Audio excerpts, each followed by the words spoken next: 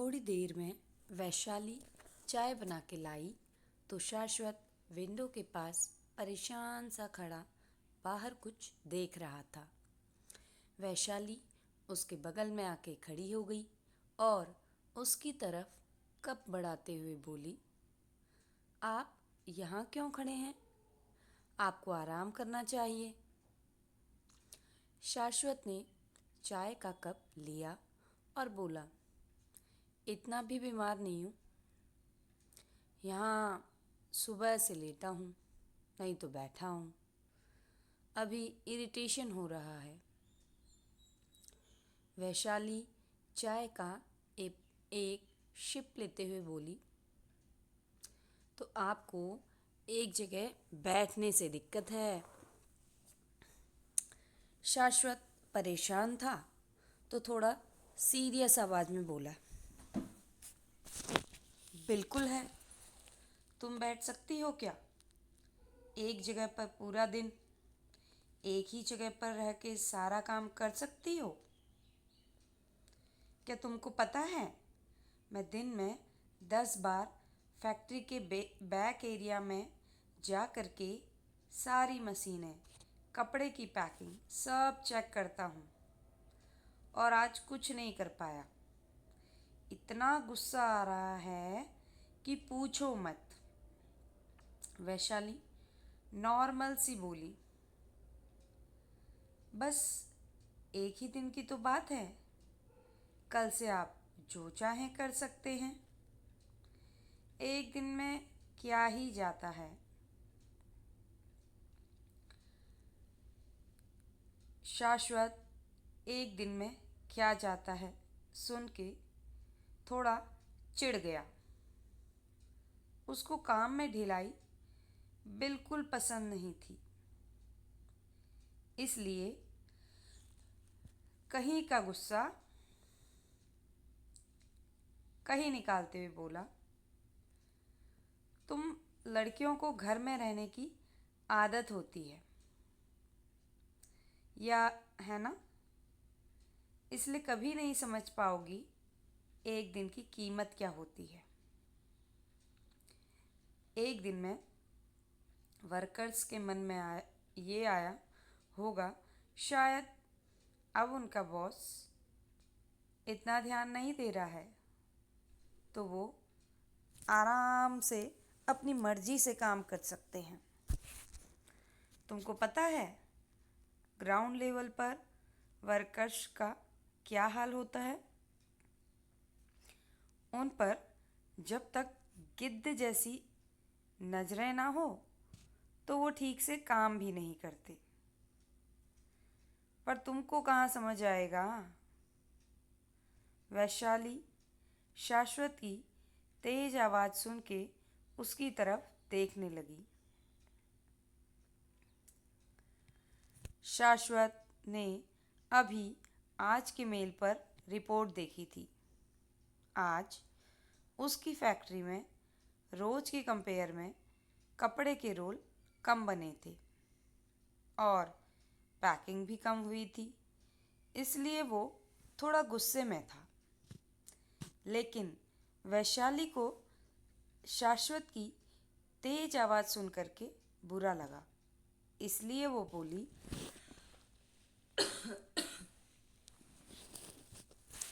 सही कहा आपने। हम लड़कियां घर में रहती हैं इसलिए कुछ नहीं समझती, पर ये हमने अपने मन से नहीं चुना, हमारे ऊपर थोपा गया है।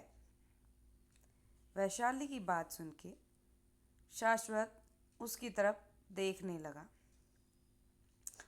शाश्वत के बोलने का वो मतलब नहीं था जिस दिशा में वैशाली ले गई। हर फैक्ट्री में कुछ दिहाड़ी मजदूरी पर लोग काम करते हैं। उन लोगों से काम करवाना बहुत कठिन होता है। उनमें कुछ लोग तो अपने परिवार के लिए काम करने आते हैं कि उनको 4 पैसा मिल जाएगा, लेकिन कुछ बस अपनी दारू के लिए पैसा कमाने आते हैं कि एक दिन जैसा कमा लो, फिर 2 दिन आराम से दारू पियो, फिर दिहाड़ी से पैसा कमा लो। ऐसे लोग न काम की इज्जत करते हैं न काम कराने वालों की। खुद तो हलाल होते ही हैं और कभी कभी दूसरों को भी भड़का करके फैक्ट्री के अंदर चुपके से दारू पी के आ जाते हैं। ऐसे लोगों की पहचान करना भी मुश्किल होता है। बाकी ऐसे कुछ लोग सुपरवाइज़र को भी कुछ पैसे देकर अंदर जाने की परमिशन ले लेते हैं। पर जब बॉस की नज़र खुद ऐसे लोगों पर होती है तो उन सबकी हिम्मत ही नहीं पड़ती ऐसा कुछ करने की। और सबसे बड़ी बात ये थी कि कपड़े की बड़ी बड़ी मशीनें चल रही हैं। कोई भी आदमी गलती से मशीन को गलत ऑपरेट कर दे तो बड़ा हादसा हो सकता है। हर किसी की जान बहुत ज़रूरी होती है। जब जान चली जाएगी तो सब एक दूसरे के ऊपर नाम लगा देंगे, लेकिन जिस परिवार का सदस्य चला गया उसका क्या। इसलिए शाश्वत सुरक्षा के मामले में किसी पर भरोसा नहीं रखता था। वो सुरक्षा खुद अपनी आंखों से देखता था कि सभी अपना काम सही से कर रहे हैं कि नहीं। अगर उसको किसी पर शक होता तो तुरंत उसको जितना काम किया है उतने पैसे देकर जाने को बोल देता था, क्योंकि ऐसे लोगों से ना आप लड़ सकते हैं ना समझा सकते हैं और ना ही उनको काम पे आने से रोक सकते हो, क्योंकि ग्राउंड लेवल पर ऐसे ही लोगों की ज़रूरत होती है। हर फैक्ट्री में काम के सेक्टर बटे होते हैं। जैसे किसी रेस्टोरेंट के मालिक अलग होता है, ऑर्डर लेने वाला अलग, ऑर्डर सर्व करने वाला अलग, बनाने वाला अलग और बाद में टेबल क्लीन करने वाला अलग। हर जगह अपने काम की अलग अलग जगह और लोगों की अलग अलग ज़रूरत होती है। सबको उनके सेक्टर के हिसाब से काम मिलता है। हर काम की अपनी अलग वैल्यू होती है, पर उनमें कुछ लोग काम की वैल्यू नहीं समझते। फैक्ट्री के अंदर गलत तरीके से काम करते हैं और दूसरों को भी भड़काने की कोशिश करते हैं। लेकिन फैक्ट्री का मालिक अगर उनके खिलाफ कोई कड़ा एक्शन ले ले तो ये सब अपनी यूनियन बना के धरने पर बैठ जाते हैं। इसमें अगर मालिक खुद सबके साथ मिलकर के काम करता है, उनको देखता है, तो जो लोग अच्छे होते हैं वो समझते हैं मालिक उनकी इज्जत करता है, मालिक भी उनके जैसा है और मालिक और वर्कर्स के बीच एक अच्छा रिश्ता बन जाता है। तो ऐसे लोगों को भड़काने से कोई फ़ायदा नहीं होता। इसी अच्छे नेचर की वजह से शाश्वत का पूरे उज्जैन में एक अच्छा नाम था। पर बोलते हैं ना, घर हो या फैक्ट्री, कोई ना कोई बुरा इंसान ज़रूर होता है जो आपकी तरक्की से जलता है। वैसे ही शाश्वत के भी कुछ जलने वाले जासूस थे जो उस फैक्ट्री में ऐसे लोगों को भड़काने के लिए भेजा करते थे जिससे माल कम बने और डिलीवरी लेट हो और उसका नाम खराब हो। कल एक स्पेशल ऑर्डर जाना था और आज शाश्वत के साथ ये हादसा हो गया। लोगों को मौका मिल गया, पर वैशाली ना ये समझ सकती थी और ना ही शाश्वत समझा सकता था।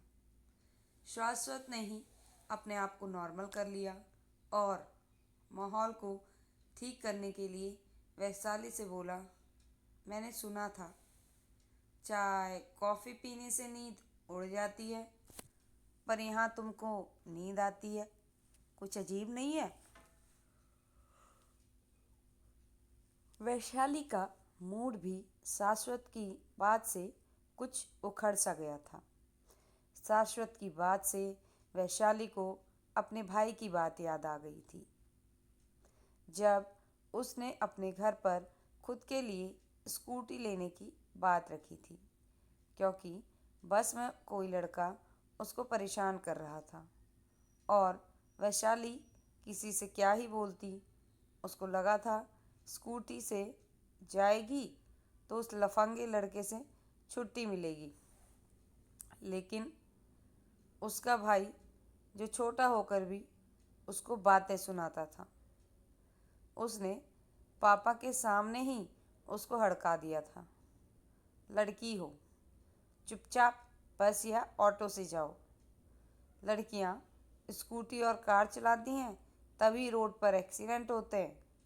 देखती कहीं और हैं, चलाती कहीं और हैं।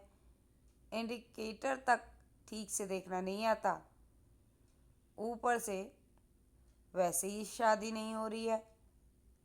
हाथ पैर टूट गए तो कोई भिखारी भी शादी नहीं करेगा। वैशाली के भाई की बातें उसको अंदर तक झंझोर गई थी। वैशाली अच्छे से जानती थी वो लोग इतने अमीर नहीं थे कि घर में दो व्हीकल आ सकें। या तो उसके लिए स्कूटी आती या भाई के लिए बाइक। वैशाली स्कूटी इसलिए भी चाहती थी कि वो और उसकी दो बहनें और भाई भी तो स्कूटी चला ही सकता था।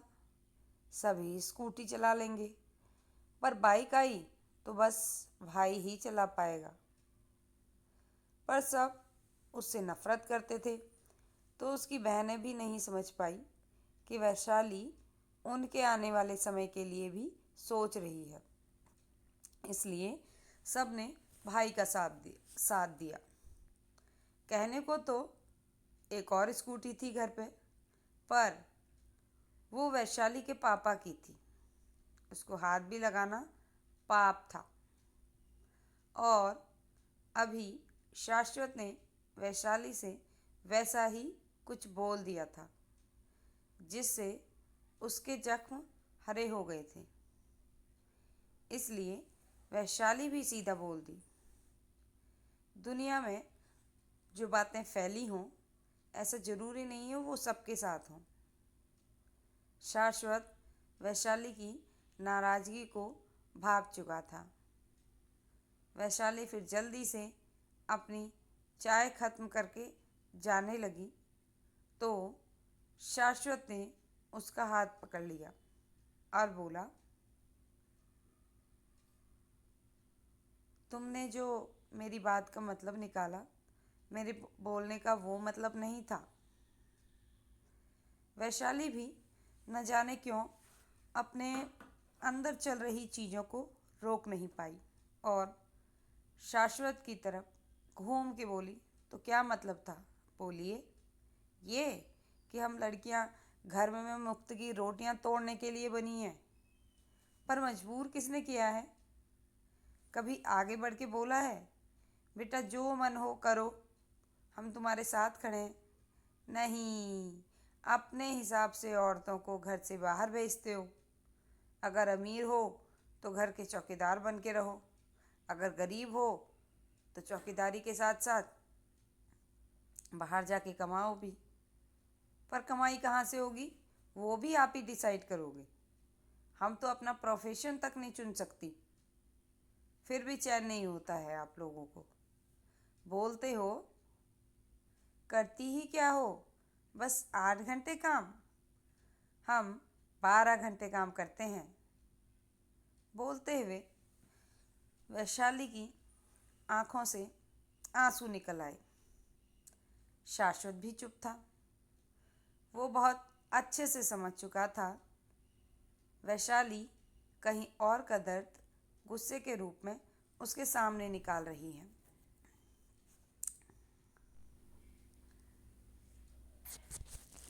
तो वो कुछ बोला नहीं। लेकिन वैशाली का इस प्रकार रोना उसे अच्छा नहीं लगा। वैशाली को ऐसा रोते हुए शाश्वत ने देखा तो उससे रहा भी नहीं गया। वो वैशाली के आंसू पोंछने लगा तो वैशाली शांत हो गई और थोड़ा घबरा भी गई। उसने आज तक ऐसा किसी के सामने नहीं कहा था, यानी उसने आज तक किसी के सामने ऐसा बिहेव नहीं किया था। कितना भी दर्द हो, वो अपना दर्द अपने अंदर दबा लेती थी। पर बोलते हैं ना, जब सब्र का घड़ा भर जाता है तो फट जाता है। वही वैशाली के साथ हुआ। वैशाली ने अपना सिर नीचे कर लिया और घबराहट से इधर उधर देखने लगी। उसको डर लग रहा था कहीं शाश्वत गुस्से में उसको जॉब से ना निकाल दे और अभी यहाँ से जाने को ना बोल दे। इतनी रात को तो वो अपने हॉस्टल कैसे जाएगी? डर से वैशाली के माथे पर पसीना निकलने लगा था। शाश्वत ने वैशाली को घबराते हुए देखा तो बिना कुछ सोचे वैशाली को अपने गले से लगा लिया और उसके सिर पर हाथ फेरते हुए बोला, रिलैक्स, कुछ नहीं हुआ है। वैशाली और शॉक हो गई।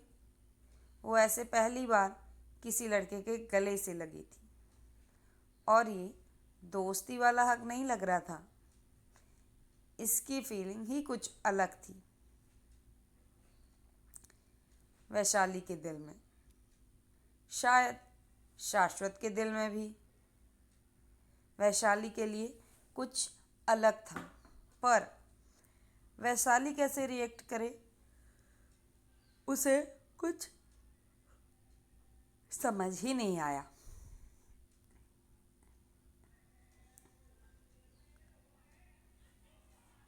कि तभी शिव कैबिन में आते हुए बोला, पकड़ लिया। लेकिन अपने सामने शाश्वत और वैशाली को हक हक किए खड़ा देख के शिव के आगे के शब्द मुंह में रह गए और आंखें बाहर आ गई। क्या लगता है आपको, कैसे रिएक्ट करेगा शिव? जानने के लिए पढ़ते रहिए कहानी।